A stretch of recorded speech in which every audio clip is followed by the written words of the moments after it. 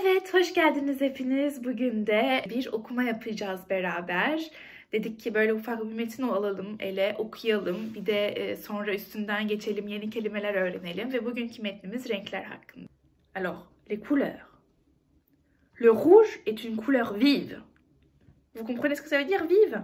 Une couleur vive, qui explose partout, qui éclate, qui en jette. C'est la couleur de nombreux fruits et de légumes. Bah oui, les fruits et légumes que l'on mange. Comme les tomates, les fraises ou les cerises.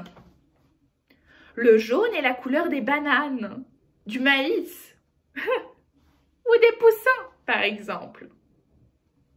Le bleu est très présent dans la nature. Mais oui, la nature! C'est la couleur du ciel, de la mer.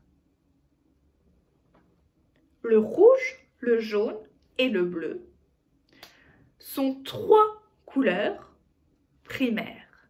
Les trois couleurs primaires. Et oui, qu'est-ce que c'est les trois couleurs primaires? Eh bien, ce sont trois couleurs qui ne sont pas constituées d'un mélange d'autres couleurs. Et par contre, le mélange de deux d'entre elles crée une nouvelle couleur. On va voir.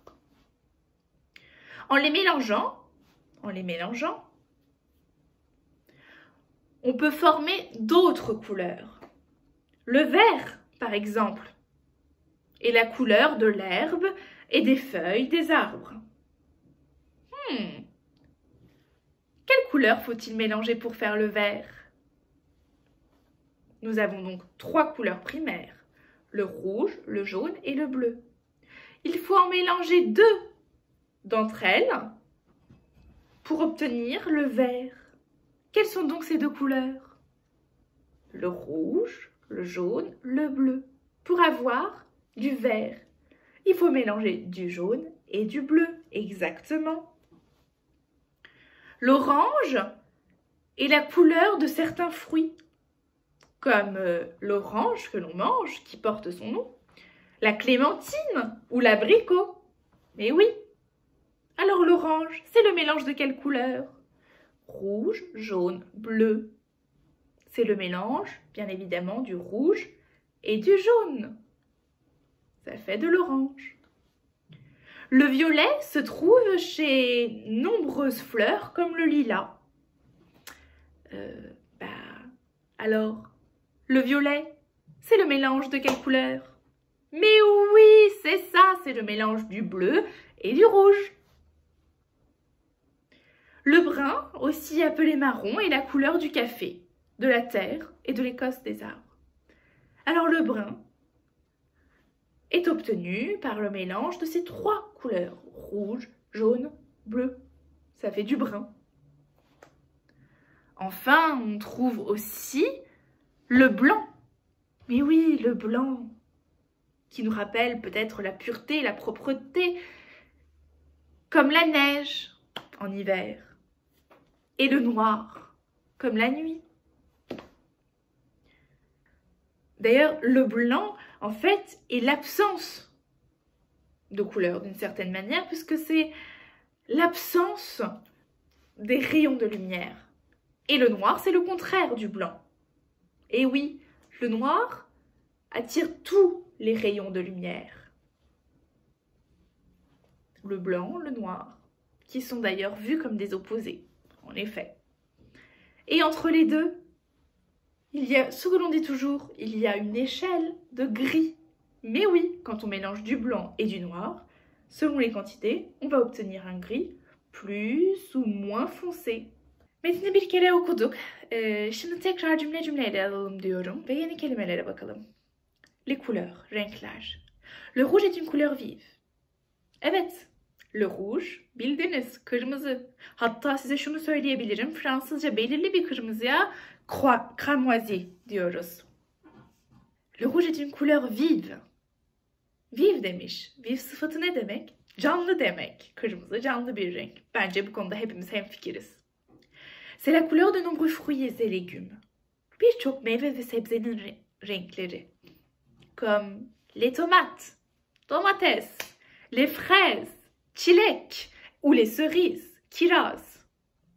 Le jaune est la couleur des bananes, du maïs ou des poussins par exemple. Sarı muzların, mısırın veyahut da civcivlerin rengi. Evet. Le bleu est très présent dans la nature. Mavi rengini doğada sıkça bulabiliriz. Doğa kelimesi neydi? Nature. Evet. C'est la couleur du ciel et de la mer. Ne güzel rüya gibi değil mi? Gökyüzünün ve denizin rengi diyor mavi için. Le rouge, le jaune et le bleu sont trois couleurs primaires. Kırmızı, sarı ve mavi 3 ana renktir. Evet, çünkü siz de biliyorsunuz ki diğer renkler bu 3 rengin karışımından türüyor. Peki bu diğer renkler hangileri? Hadi bakalım. En les mélangeant, mélanger karıştırmak fiili. En les mélangeant, onları karıştırarak on peut former d'autres couleurs. Başka renkler ortaya çıkarabiliriz. Başka neydi? Autre. D'autres couleurs, başka renkler. Le vert par exemple. Yeşil.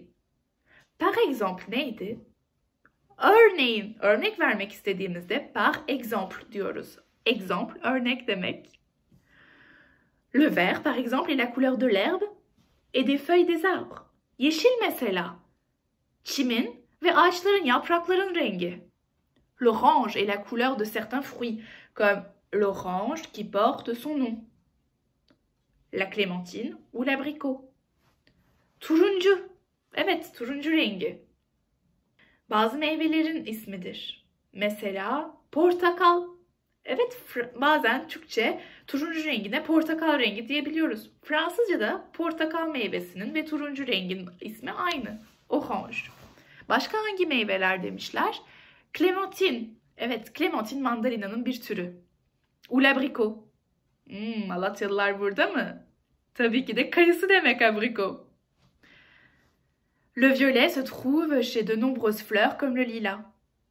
Violet, violet, lila, lila, violet. Evet, lila mor renginin bir türü ise violet de mor demek. Tam da öyle. Lilayı bu cümlede bir çiçek olarak almışız. Evet, çünkü lila çiçeği mor rengindedir. Le brun, aussi appelé marron, est la couleur du café, de la terre et de l'écorce des arbres. Brun ve marron, ikisi de kahverengi demek. İki farklı kelimeyle kahverengi diyoruz. Peki kahverengi neyin rengi? Her şeyden önce kahvenin rengi. Café. De la terre, toprağın rengi. Ou de l'écorce des arbres. Ağaçların kabuklarının rengi. Evet, evet. Enfin, on trouve aussi le blanc. Blanc. Beyaz. Evet, kar gibi, comme la neige. Neige, kar demek. Ou encore le noir, comme la nuit. Noir. Beyazı dedik, blanc o zaman noir. Siyah. Evet, siyah demek. Siyahı neye benzetmiş olabiliriz? Zaten bu kelimeyi bilenler anladılar. La nuit. Gece yani. Evet. Peki siyahla beyazın arasında ne var? Gris. Fransızca'da gris, Türkçe'de gris. C'est un mélange de blanc et de noir. Mélanger fiilini az önce görmemiş miydik? Karıştırmak. O zaman mélange ismi de karışım demek. Blanc, beyaz, siyah, noir, mélange karışım. Gri, siyahla beyazın karışımından oluşuyor. Hepinize bu videoyu izlediğiniz için öncelikle teşekkür ediyorum ve hepinizi yorum yapmaya davet ediyorum. Yapıcı yorumlar yapın ki biz o yorumlardan esinlenerek nasıl videolara ihtiyacınız olduğunu bilelim. Ona göre videolar, ona göre içerikler hazırlayalım. Neye ihtiyacınız varsa, neyi eksik buluyorsanız, neyi düzeltmemiz konusunda yardımcı olursanız bize çok teşekkür ederiz. Çok da mutlu oluruz.